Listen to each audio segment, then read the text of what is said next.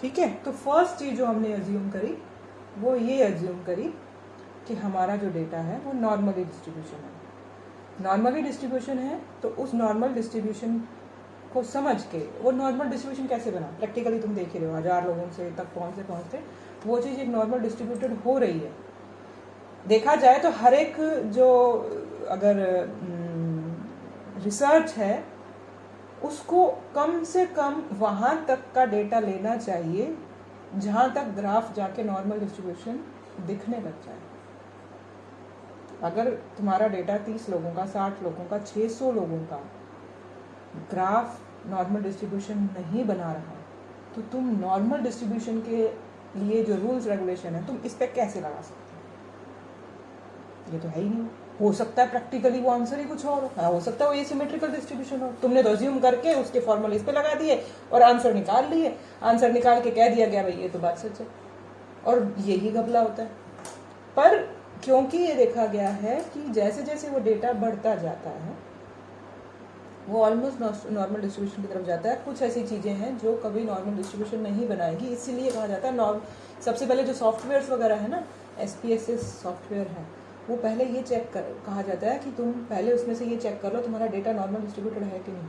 अगर number of तुम्हारा sample size बहुत कम है तो उससे रिलेटेड उसी काम को किसी और ने कर रखा है क्या, वो मतलब वो थोड़ी सी कैलकुलेशन करके किसी तरीके से ग्राफ बना के या किस तरीके से कैलकुलेट करने की कोशिश करता है कि नॉर्मल डिस्ट्रीब्यूशन है कि नहीं। नॉर्मल डिस्ट्रीब्यूशन है तो आगे चलते हैं, जेड टेस्ट ये जो भी लगाने अपने को। लेकिन अगर वो एसिमेट्रिकल डिस्ट्रीब्यूशन है तो भूल जाओ ये सब कुछ जो हम पढ़ रहे हैं, कुछ और ही लगाना पड़ेगा। तो अभी तो हम फर्स्ट स्टेप ले रहे हैं, फर्स्ट चीज़ हमने समझी है।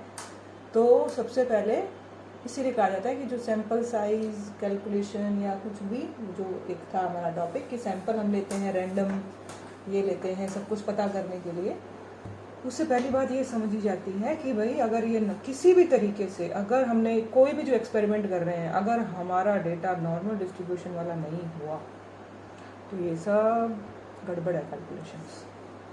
ठीक है, तो इसलिए फर्स्ट थिंग प्रायोरिटी होती है। और ये अज्यूम कर लेते हैं, कहते हैं यार हमें आज नहीं पता जो हमारी प्रॉब्लम्स है, जिस तरीके की हम प्रॉब्लम्स लेके चल रहे हैं मेडिकल साइंस के अंदर, जिस तरह का हम BP शुगर ये और वो सब डेटा इकट्ठा कर रहे हैं, वो अगर तुम 1000 लोगों को इकट्ठा कर रहे हो, 5 लोगों को इकट्ठा कर रहे हो, तुम नहीं किया, मतलब जैसे कि हमने तो नहीं किया 1000 लोगों का, किसने किया हमारी होम्योपैथी में, लेकिन एलोपैथी में करके देखा उन्होंने। ठीक है, इस तरीके का जो हमारे, तो हमने देखा कि हमारी साइंस में जो चल रहा है मोस्टली जो चीज़ों का डेटा चल रहा है वो नॉर्मल डिस्ट्रीब्यूशन वाला चल रहा है। बड़ा सैंपल ले लेते हैं उसके अंदर, हाँ हम होम्योपैथी दे रहे हैं या एलोपैथी दे रहे हैं वो बात है, लेकिन एटलीस्ट डेटा वैसा डिस्ट्रीब्यूशन शो कर रहा है। लेकिन अगर तुम्हारा सवाल ही ऐसा है, जैसे कि तुम्हारा सवाल ऐसा है कि कोविड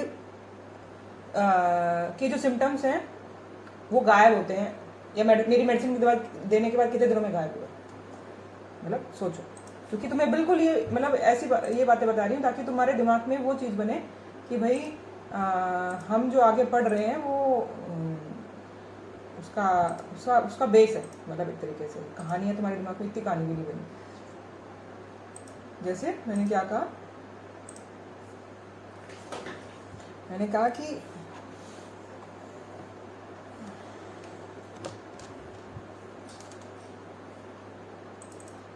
हाँ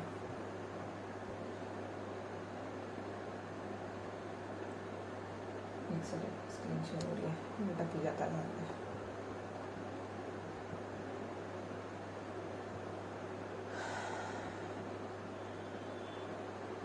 बता के रही हूँ, भूल जाऊंगी।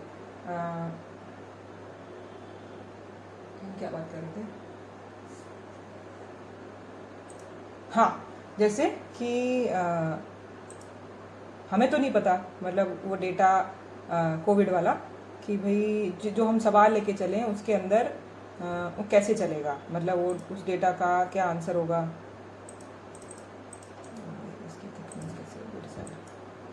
ठीक है।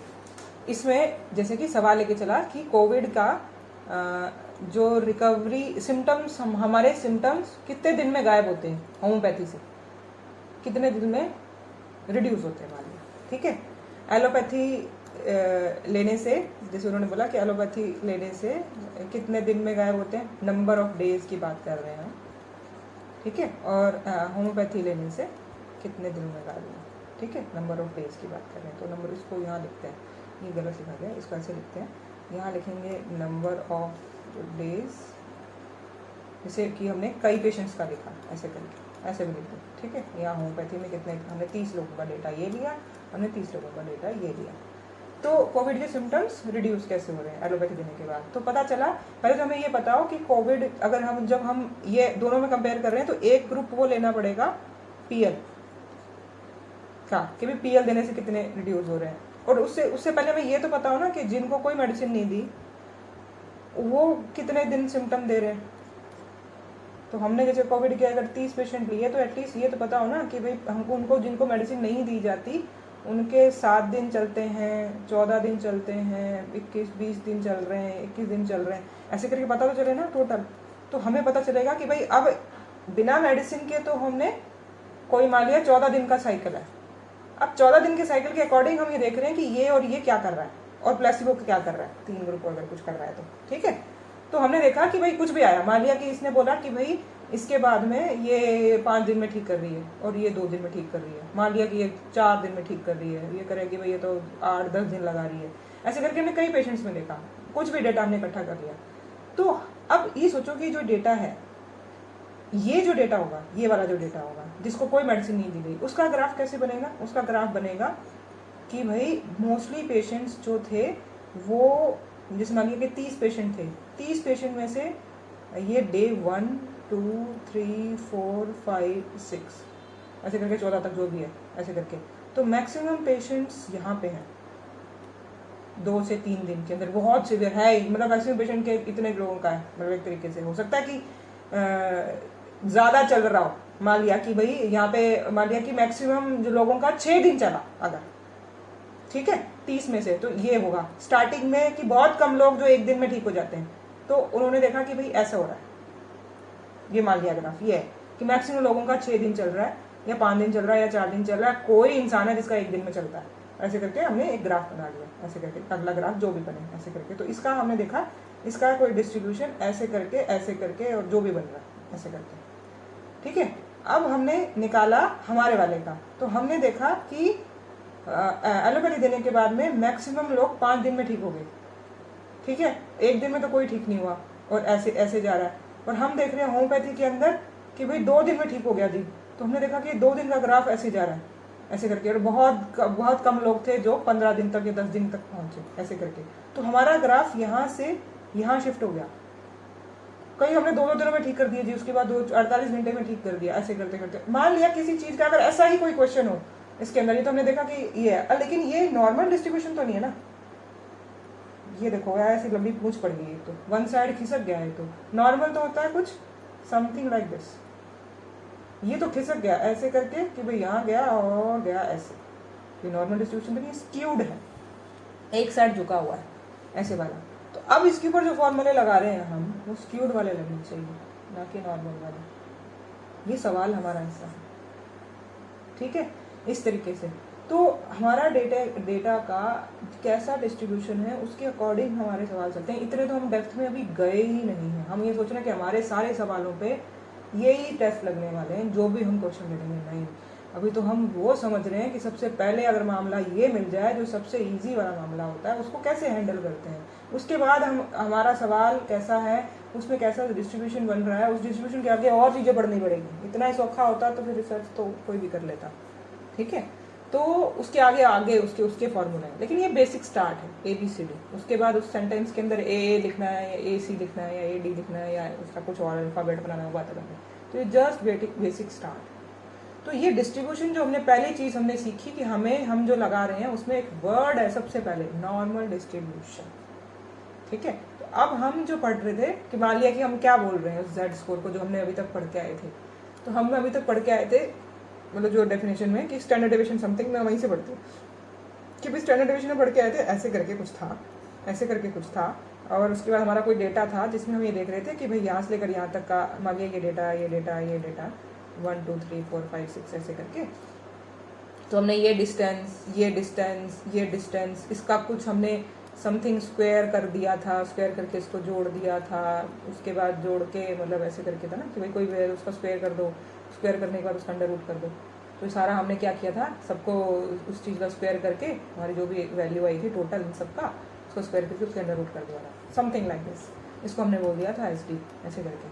अब ये क्या बोल रहा है, जो इसकी Z स्कोर में बोल रहा है कि Z स्कोर है subtract the mean from each of the individual data, subtract the mean from individual data. ये माइनस कर दिया, जो है 1, ये 2 और ये 3 है, तो ये 3 का स्क्वायर प्लस 2 का स्क्वायर प्लस 1 का स्क्वायर, ये कुछ था, ठीक है। तो ये 9, ये 4 और ये 1, तो 4 9 और ये हो गया 4 5 15 14 हो गया टोटल 14 का अंडर रूट मान लिया। तो कितना होता है 14 का अंडर रूट कितना होता है? हाँ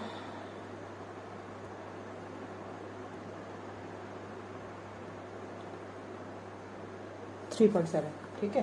तो 3.7 मान लिया, ठीक है। तो ये हम क्या बोल रहे हैं, SD। अब ये जो Z बोल रहे हैं वो ये कह रहे हैं कि भाई तुमको सब्सट्रैक्ट करो, subtract the mean from each of the individual data points and divide the result by SD।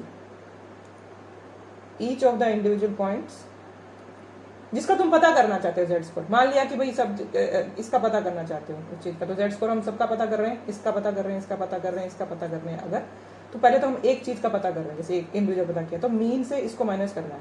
Mean से इसको माइनस करके बचता क्या है, एक तो ऊपर बच गया, अपॉन क्या किया SD दिस 3.7 समथिंग।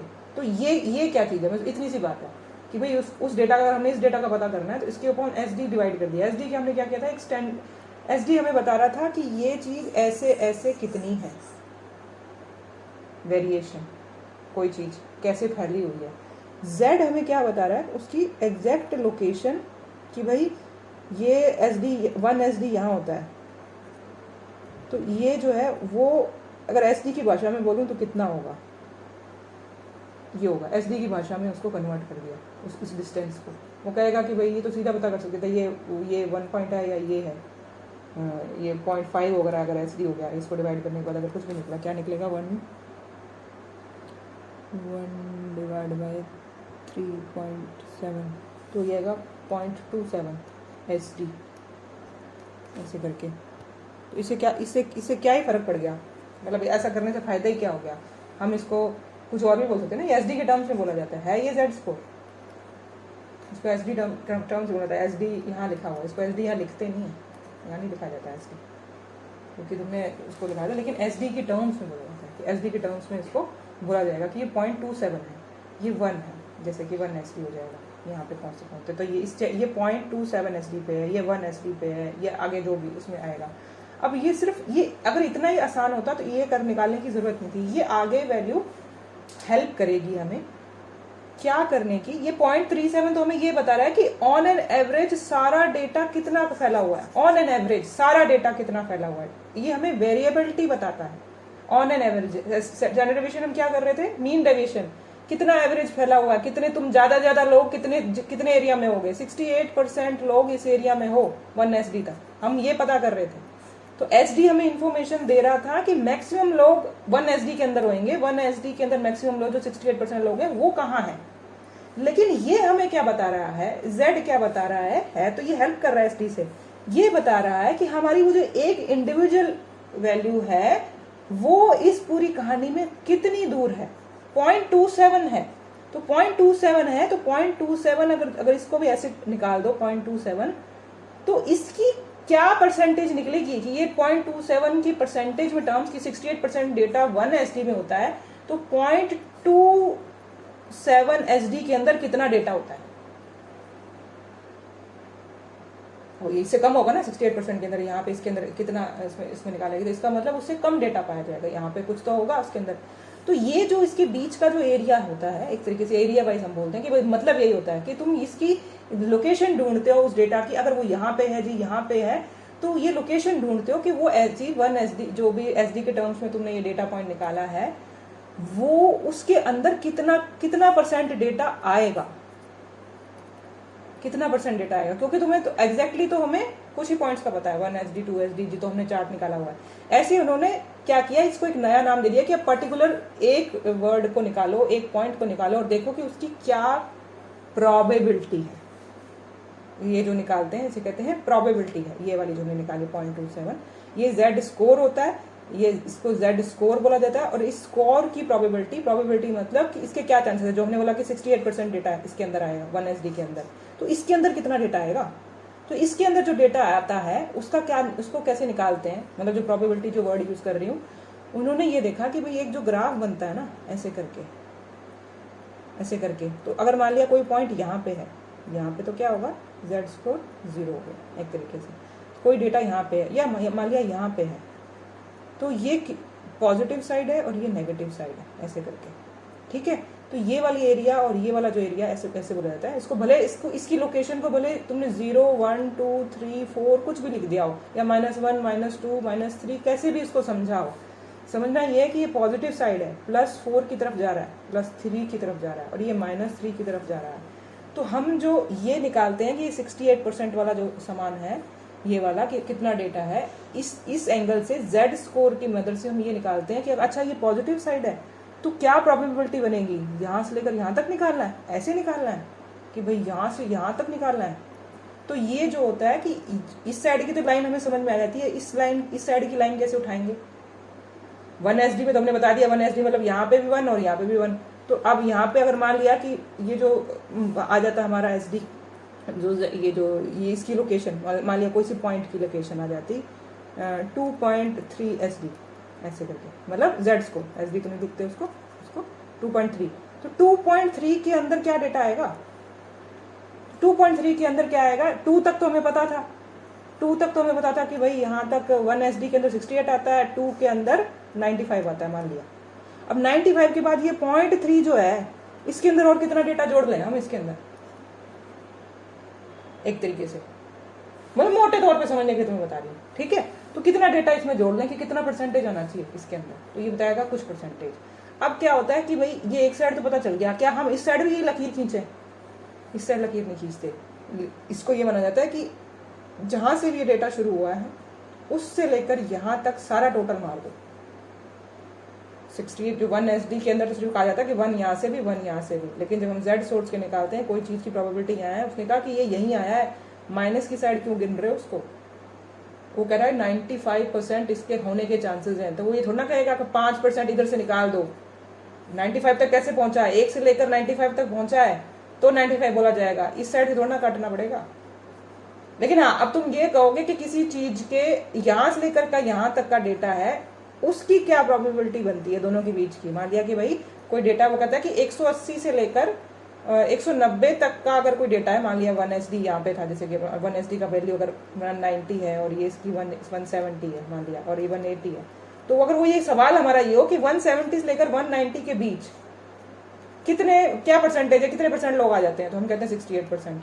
तो अगर हमें निकालना ही बीच का है तो बात अलग है, लेकिन अगर हमें कोई एक पॉइंट निकालना है, मान लिया कि ये निकालना मेरे को 200, तो 200 पॉइंट के आने के क्या चांसेस हैं, कितने परसेंटेज चांसेस है, तो हम परसेंटेज चेंज चांसेस सारे जोड़ेंगे यहाँ से लेकर यहाँ तक। तो इसलिए इसलिए कहा जाता है कि भाई इस पॉइंट का जब हम पता करने लगेंगे तो ये जो सारा डेटा है सारा जुड़ जाता है, सारा परसेंटेज जुड़ जाता है। इस परसेंटेज एरिया बोलते हैं इसे, एरिया अंडर द कर्व। समझने के लिए टर्म दी हुई कि एरिया अंडर द कर्व, कि यहाँ तक 95% के आगे क्या जुड़ेगा। अब उन्होंने देखा कि इसका मतलब कि भाई करना कुछ नहीं है, करना ये है कि हम ये पता करना चाहते हैं कि किसी चार्ट के अंदर हमारी वैल्यू जहाँ आती है, यहाँ आती है, यहाँ आती है, यहाँ आती है या यहाँ आती है, तो उससे हम उसके बारे में क्या कह सकते हैं, यार इसके कितने के % चांस हैं जनता में, आम जनता में इस थॉट के आने के, इस वैल्यू के आने के कितने % चांस हैं। तो जो % प्रोबेबिलिटी तो हम निकाल रहे हैं, प्रोबेबिलिटी निकाल रहे हैं उसकी, ठीक है, प्रोबेबिलिटी हम निकालने की कोशिश कर रहे हैं। तो इन्होंने कहा कि पहले तो तुम पता करो SD से तुम पता करो Z से तुम पता करोगे इस पॉइंट का Z। अब इस पॉइंट का जब तुम Z पता करोगे तो एग्जैक्ट लोकेशन पता चलेगी कि ये कहाँ है, इसे कहते हैं Z स्कोर, ठीक है। अब इस Z स्कोर से तुम क्या पता करोगे, प्रोबेबिलिटी। अब प्रोबेबिलिटी कैसे पता करेंगे कि हमने जेड स्कोर तो पता चल गया, हमें मीन पता था, मीन से हमने एसडी पता कर लिया, एसडी से लगा के हमने जेड स्कोर पता कर लिया। अब ये प्रोबेबिलिटी कैसे पता चलेगी? प्रोबेबिलिटी मतलब कि इसकी परसेंटेज, यहाँ से इस पर कितने परसेंटेज काम हमारा है। तो इन्होंने देखा, इन्होंने इसका चार्ट बना दिया, टेबल बना दिया ऐसे करके। उन्होंने कहा कि अगर कोई वैल्यू यहाँ पे है 0 ऐसे कर, ठीक है 0 है, अगर कोई वैल्यू 0 पे है जेड स्कोर, किसका माइक ऑन हो गया? अदिति तेरा माइक ऑन हो गया, ठीक है। और हाँ, तो इसमें क्या है कि मान लिया कोई वैल्यू यहाँ पे है तो उसकी क्या प्रोबेबिलिटी है जेड स्कोर की, ठीक है। ऐसे करके इन्होंने प्रोबेबिलिटीज, मतलब क्या प्रोबेबिलिटी होगी कि अगर इसका जेड स्कोर 0 आ जाए तो उसकी क्या प्रोबेबिलिटी होगी। यहाँ से लेकर यहाँ तक का सारा डेटा जुड़ जाएगा, वो कहते हैं जो आती है 0.05, क्योंकि यहाँ से लेकर यहाँ तक टोटल प्रोबेबिलिटी 1 है, आधे बीच में तो 0.5 होती है। अब इस साइड जाएगी तो प्रोबेबिलिटी बढ़ेगी, इस साइड जाएगा कोई डेटा तो प्रोबेबिलिटी घटेगी उस चीज़ की। तो इन्होंने क्या किया, हर एक पॉइंट की एक सारे पॉइंट्स की एक करके इन्होंने सारी यहाँ पॉइंट्स लिखने शुरू कर दिए और उसके बाद इसके आगे प्रोबेबिलिटी लिखनी शुरू कर दी। अब हम देखते हैं कि हमारा जो स्कोर आया है, ये जो स्कोर है जेड स्कोर, ये लोकेशन है, तो हमने ये जेड स्कोर को देखा यहाँ जाके, स्कोर देखो जी क्या स्कोर है। उसके बाद हमने देखा इस स्कोर के आगे क्या प्रोबेबिलिटी है। अब स्कोर को देखने का तरीका होता है कि मान लिया इसने लिख दिया 2.36, तो 2.3 तक तो हम यहाँ देखते हैं, ये चार्ट जो बनाया गया वो दिखा देती हूँ। 2.3 यहाँ लिखा होता है, मान लिया कि 2.3, 2.4, 2.5, 2.6 ऐसे करके। अब इसके आगे है 36, तो इन्होंने ना यहाँ पे लिख देते हैं ये 0.6 मतलब 0.1 0.2 0.6 0.7 0.8। तो इन्होंने ये पता करने का ये क्या कि हमारा था 2.3 आगे है 6, तो 6 तक जाते हैं। अब ये जो खांचा बचता है इसकी जो इसमें जो मात्रा लिखी हुई है इसे कहते हैं प्रोबेबिलिटी यहाँ की। तो जेड स्कोर की मदद से हमने प्रोबेबिलिटी निकाल दी, ये चार्ट बने से उठा लेते हैं। अब इस प्रोबेबिलिटी से हम ये देखते हैं जो हम अपने आंसर्स निकाल रहे हैं, ठीक है। तो थ्योरेटिकली तुम्हें बताया, प्रैक्टिकल मतलब एक रफ पेज पे दिखा दिया। अब तुम्हें जो मैंने तुमको वो दिखाए थे उसके अंदर ये दे रखा है, मैं दिखा देती हूँ तुमको सारी कहानी, ताकि तुम्हें पता चले कि जेड स्कोर क्या है। जेड स्कोर से प्रोबेबिलिटी तक जाते हैं। जेड टेस्ट के अंदर जो वैल्यू जेड स्कोर वाली आती है उसी को आगे थोड़ा सा जो नंबर आएंगे उसी के आगे किसी और फॉर्मूले में लगा के उससे कुछ और मतलब निकाल रहे हैं। बस पहले ये तो बताओ, इतनी सी बात, ठीक है। तो ये देखो, जो ये इतना समझ आया, इतना भी कुछ समझ आया कि नहीं आया, वरना ऊपर से जाएगा। वैसे तुमको ग्राफ दिखाती हूँ, उसके अंदर और समझ आएगा कि जाना कहाँ है हमने, क्यों हम इतनी कहानियां गढ़ रहे हैं।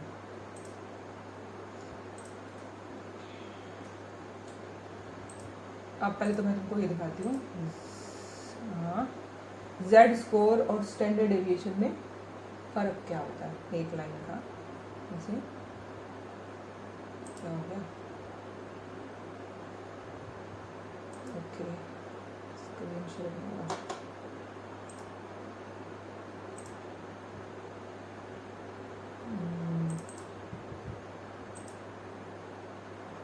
अब होगा, हाँ हो गया।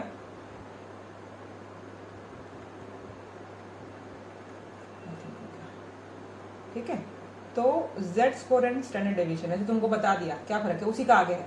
Although the finance industry can be complete with understanding of the, क्या हुआ, यस ठीक है। तो standard deviation and Z scores are too much fundamentals to such. Z score can help target को हाँ, standard deviation define the line along which a particular data point is lies, कहाँ वो data point lie कर रहा है। Z score indicates how much a given value differ from the standard deviation, उस standard deviation से वो कितनी दूर है, उसकी अलग भाषा में। द जेड स्कोर और standard score is the number of standard deviation a given data point lies above or below. A Z score is the number of standard deviation, जैसे 0.27 standard deviation given point lies above और below, +2.7 है या -2.7 है। Standard deviation is essentially a reflection of amount of variability, कितना data very कर रहा था जो हम पढ़ के आए थे with in a given data variability, और ये उस पॉइंट की नंबर ऑफ स्टैंडर्ड, उसकी लोकेशन है एग्जैक्टली, इंडिकेट्स मच वैल्यू, इसका और जेड स्कोर का number of standard deviation is given data point lie allowed. हाँ, ये लोकेशन की बात होती है, this is the location of that point. ठीक है, तो इसमें क्या द सेट स्कोर और standard number of standard deviation given the mean is the average of all value. ठीक है, calculate score subtract the mean, तो नीचे पता कैसे करते हैं, ये सारा पता करने का।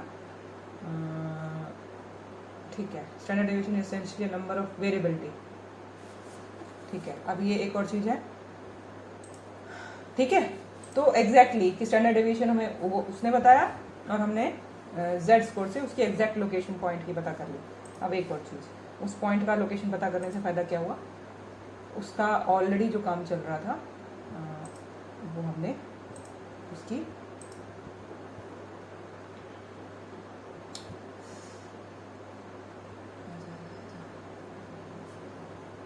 हाँ, अब ये हाउ टू कैलकुलेट, ये देखा जेड स्कोर और न्यूमेरिकल मेजरमेंट स्कोर कैसे कैलकुलेट करते हैं, माइनस करके तुम्हें बता दिया कैसे कैलकुलेट करते हैं।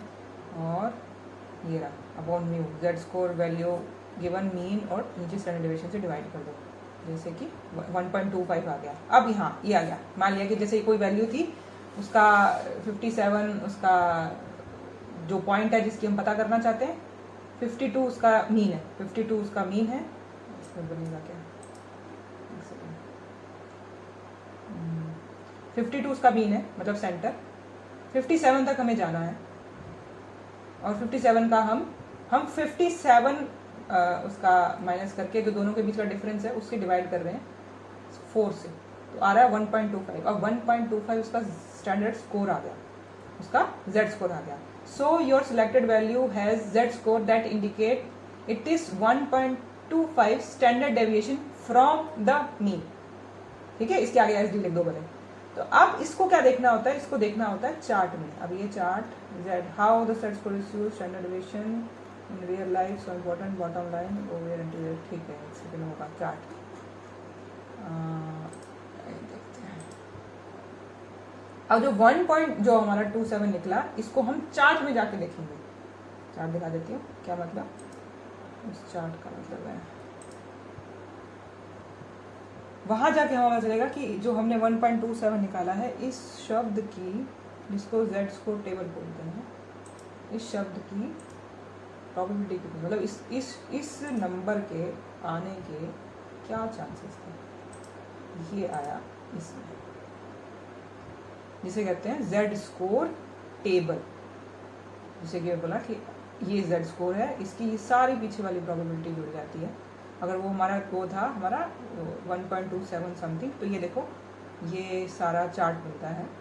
इसमें क्या लिखा हुआ है, माइनस साइड की सारी प्रोबेबिलिटीज दे रखी हैं, जैसे यहाँ से शुरू होती है 0 0 0 0, ये सारा जो एरिया होता है ये वाला, ये हमने वो लिखना है जो यहाँ लिखा जाएगा। 0 सेंटर में 0 होगा, माइनस 0.01, माइनस 0.02, माइनस 0.03, माइनस 0.04, तो कैसे लिखेंगे माइनस 0.01, लेकिन माइनस 0.011 भी तो होता है, माइनस 0.012 भी तो होता है। तो इसके आगे का जो समान है, अगर तो सीधा ही है माइनस 0.01, माइनस 0.0, लेकिन इसके आगे का और सब जो फ्रैक्शन है वो लिखा जाता है कि ये इसके बाद इसके ऊपर 0.01, 0.02, 0.03, 0.04। तो अब हमको निकालना है, अगर हमारा निकला उसमें हमारा प्लस वाला है तो प्लस वाला चार्ट भी रहता है इसके अंदर, सेम ही चीज़ है। प्लस वाले चार्ट में हमने देखा था हमारा था उसका कैलकुलेशन हमने जो निकाला अभी 57 और हमने निकाला 1.25। तो 1.25 को अगर देखना हो तो 1.2, ये रहा 1.2 और 5, तो 1.2 और 5 ये, तो ये बोल रहा है 0.87493 पॉइंट्स में दे रखा है। इसको परसेंटेज में जो हम कन्वर्ट करेंगे तो आएगा 87%, 87.49%। तो ये परसेंटेज दे देगा। तो हमारा डेटा, हमारा जो डेटा पॉइंट है वो वहाँ पहुँच गया, नहीं सॉरी 1.2 इसके नीचे ये वाला डेटा है 880 है, ये 89 है, ये वाला 89%, 89.43%। हमारा जो डेटा पॉइंट आने का ये प्रोबेबिलिटी, एग्जैक्ट प्रोबेबिलिटी। तो हमको एग्जैक्ट पॉइंट पता है कि भाई ये जो पॉइंट आया था ना, यहाँ हमारा आंसर आया, हमारा जेड स्कोर ये आया, तो इसके आने के चांसेस ये होते हैं। तो ये हमें टेबल से पता चलेगा। तो हम आगे इसमें जेड टेस्ट में लगाएंगे, उसमें देखते हैं क्या। यहाँ तक समझ आया। अब इसी का हम वो दिखाते हैं कि वो एग्जाम्पल कि जेड स्कोर महाजन की किताब से देखते हैं, ताकि तुम इसको कैलकुलेट करना सीखो कि जेड स्कोर कैसे कैलकुलेट किया। ये तो तुमको चार्ट में आके देखना, क्योंकि स्कोर आ गया, स्कोर को चार्ट में देखना। चार्ट में देखना कोई बड़ी बात नहीं है। चार्ट में तो तुम देखोगे एक साइड और तुमने प्रोबेबिलिटी देख रही है उस चीज़ की, उससे क्या फ़ायदा होगा। ठीक है, अब तुमने मान लिया अपने महाजन की किताब के अंदर अलग अलग सवालों की कोशिश करिए कि जेड स्कोर निकालना सीखने वाले थे। ठीक है, ये तो मैंने बताया था, फटाफट बता दिया, फिर प्रैक्टिकली तुमको दोबारा बता देते।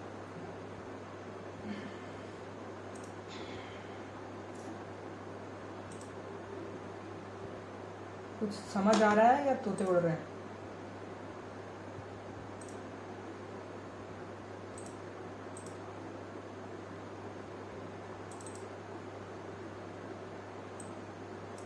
जो तुमको मैंने लिंक शेयर करा, तुम दोबारा पढ़ना इस चीज़ को। ठीक है, अब जैसे कि ये क्वेश्चन है, इस क्वेश्चन में हमने देखा कि अगर कोई सवाल है जैसे कि मीन हाइट ऑफ 500 स्टूडेंट्स, ऐसे करके, तो हमने देखा mean height of 500 students is 160। सबसे पहले जो काम करना है, तुम कुछ भी सवाल पढ़ो, तुम खुद का काम करो, सबसे पहले तुमको ग्राफ बनाना है। तुमने अगर ग्राफ बना लिया तो तुम्हारा जो भी सवाल है तुम्हें विजुअलाइज हो जाएगा। अगर तुमने ग्राफ नहीं बनाया, दुनिया बिना ग्राफ के पढ़ाती है, बिना ग्राफ के इन चीज़ों का घपला हो जाता है दिमाग में। ठीक है, तो इसलिए जो भी तुम कंसेप्ट समझ रहे हो, सबसे पहले तुमने उसका ग्राफ बनाना है। तो हम अगर उसको लेके चल रहे हैं, तो मान लिया कि मीन हाइट ऑफ 500 स्टूडेंट्स, तो इसका मतलब हमने n है हमारा 500 और उसकी मीन हाइट, मतलब मीन हम सेंटर ले रहे हैं, ये हमारा है 160 सेंटीमीटर। ठीक है, and S D is 5 centimetre. तो ये जो एस डी दिया जाता है, ये 1 एस डी दिया जाता है, समझ के 2 एस डी नहीं लिखा जाता। तो 1 एस डी इज़ 5 सेंटीमीटर, मतलब यहाँ से लेकर यहाँ का जो डिस्टेंस है वो 5 सेंटीमीटर है।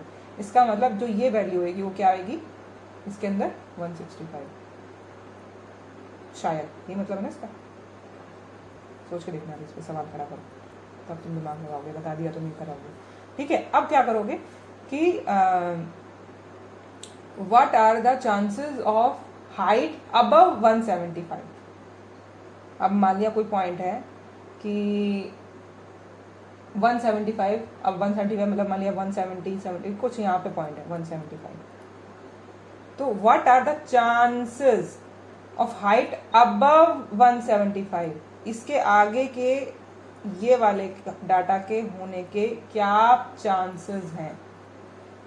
Being normal if height follows normal distribution, अगर ये सब कुछ है तो इसके आने के क्या चांसेस है। तो इन्होंने क्या निकाला, z हमारा क्या है इस पॉइंट का 175, 160 हमारा मीन डिवाइडेड बाय दिस निकला 3। This correspond to 0.0013 as per the table of unit normal distribution.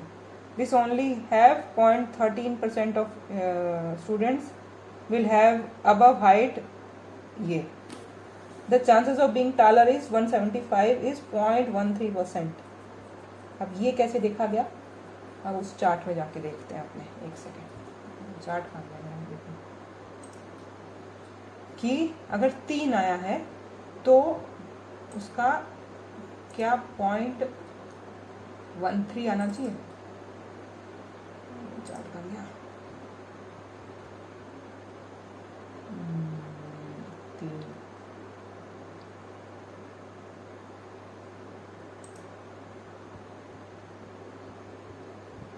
13% कैसे हुआ, निकालो, दिमाग लगाओ, होना चाहिए कि नहीं होना चाहिए, क्योंकि यहाँ पे कुछ बदला है।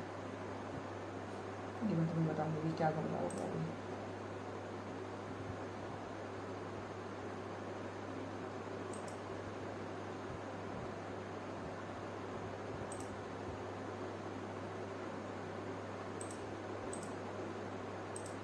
ये देखो 3 के आगे 3 ही था पूरा पूरा, मतलब 3.0, तो ये बोल रहा है 99%। हमारा उसमें आंसर लिखा हुआ है 0.13%। ये क्या गड़बड़ हुई? ये गड़बड़ हुई अगर, आगे बताती हूँ। ये 2 तरीके से काम करता है। एक चार्ट और करना चाहिए। ये हुआ वन साइडेड, टू साइडेड, इसका ग्राफ कर दिया।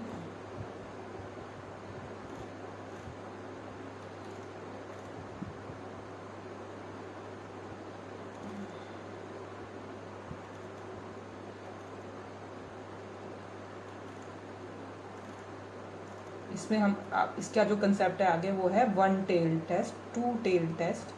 उसकी वजह से जो ग्राफ हैं ये अलग बनते हैं। एक सेकेंड, इसमें शायद दे रखा है, फुल नहीं दे रखा है, 1 टेल का। एक सेकेंड सर्च करते हैं, शायद दिया 1 टेल्ड। क्योंकि इसमें जो क्वेश्चन है वो क्वेश्चन है कि हमारा 175, what are the chances of height above 175 being normal if height follows normal distance. तो अबव मतलब उस साइड वाला, उस साइड वाले का मतलब राइट टेल्ड, जी right tailed, Z tailed.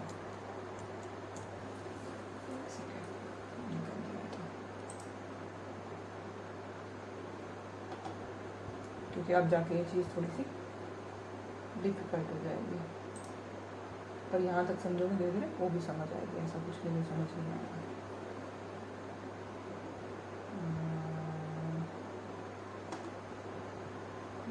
Search करेंगे 3,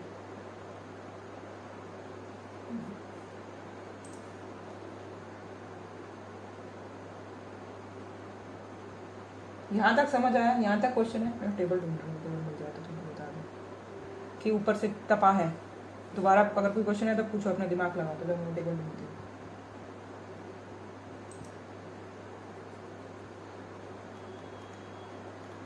क्या समझ आ रहा है, क्या नहीं आ रहा?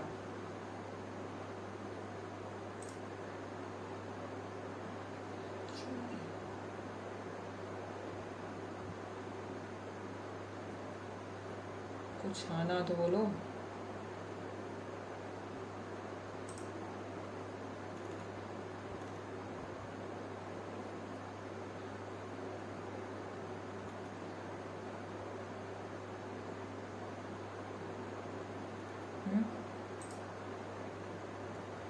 चार्ट में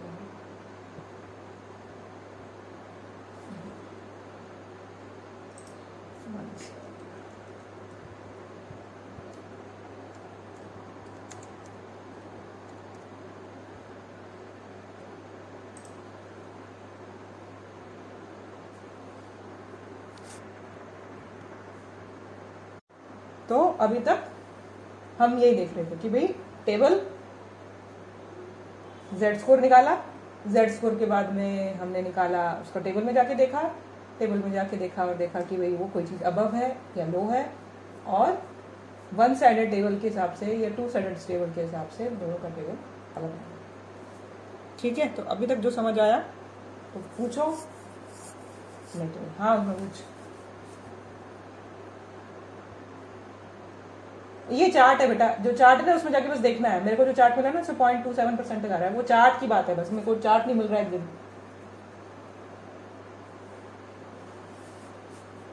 नहीं वो नहीं है, वो चार्ट अलग है, वो चार्ट अलग है, वो चार्ट अलग है। तुझे ये ढूंढना पड़ रहा है, वो तुम्हें करी, मैं भी ढूंढ के रखती हूँ, मेरे पास नहीं है सारे चार्ट्स। हाँ ढूंढ के रखना पड़ेगा ये चार्ट। ये किस चार्ट की नॉर्मल डिस्ट्रीब्यूशन यूनिट, ये कोई टेबल इसने यूज़ किया है, उसके हिसाब से चल रहा है इसका आंसर। ठीक है, पर यही होता है जो हम यूज़ करेंगे स्टैंडर्ड ही, कि भाई जो हर हमारी प्रॉब्लम में होगा वो हम एक बार डाउनलोड करके रख लो और सारी प्रॉब्लम उसमें सॉल्व करने वाले हो। जिसने यूज़ किया वो चार्ट कोई अलग है इसके।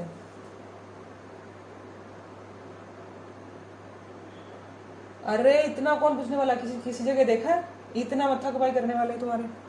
कहीं एग्जाम में कुछ नहीं पूछने वाला, तुमको टेबल करना। स्टैटिस्टिक्स का जो पेपर होता है ना, उनके अंदर चार्ट अवेलेबल होता है वहाँ पे, और वो एक चार्ट एक प्रिंट होता है कि प्रिंट निकाल के रख दिया टेबल के ऊपर, और जो पेपर दे रहा है स्टूडेंट्स हैं पूरी क्लास में 30 स्टूडेंट्स पेपर दे रहे हैं स्टैटिस्टिक्स का, वो प्रोबेबिलिटी निकाल रहे हैं, जेड टेस्ट निकाल रहे हैं, और अपना आंसर चेक करने के लिए सबको एक एक पढ़ा ऐसे करके, सबका प्रिंट भी नहीं करके देते, एक पेपर रख लेते हैं और वो सबको जो मांग रहा है उसको दे देते हैं, ये ले ये ले ले, सब आपस में एक दूसरे को डिवाइड करते रहो, ट्रांसफर करते रहो।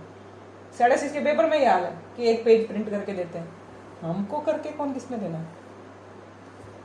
सवाल नहीं आने वाला है, कंसेप्ट की बात है, क्योंकि जेड टेस्ट जब अपने करेंगे उसके आगे, तो जेड टेस्ट जब तुम लिखोगे तो तुमको यहाँ तक निकाल दिया, यहाँ आने के बाद कहोगे टेबल में जाके देखते हैं तो इसकी ये प्रोबेबिलिटी आएगी, कोई हम रट नहीं रहे हैं, इसलिए तुम्हें न्यूमेरिकल भी नहीं दे रहा कोई, तुम्हें सिर्फ जनरल बात बता रहा है कि भाई ये करते कैसे हैं। तुमसे अगर जो एक्सपेक्टेशन है वो सिर्फ यहाँ तक की है कि तुम ये करके दे दो, थ्योरी वाइज समझा के दे दो, और एक एग्जाम्पल खुद बना के दे दो, और अगर कोई एक वैल्यू रट के चले जाओ तो उस वैल्यू की ये एक प्रोबेबिलिटी रट के चले जाओ कि भाई 3 आता था उसका ये आ रहा है, ये हद है, इससे ज्यादा कुछ नहीं पूछेंगे, ये तो हद है, करने वाले को भी नहीं पता, क्वेश्चन पूछने वाले को तो मैक्सिमम ये है। पर ये तुमको मैं समझा रही हूँ ताकि अगर तुम क्वेश्चन करो जेड टेबल का कोई भी आए तो जेड टेस्ट आए तो तुमको पता हो कि भाई ये अमाउंट आया, ये आया तो उसको चेक करना, ऐसे करके पेपर पे लिखने लगोगे नहीं आया, कोई नहीं पूछने वाला तुम्हें।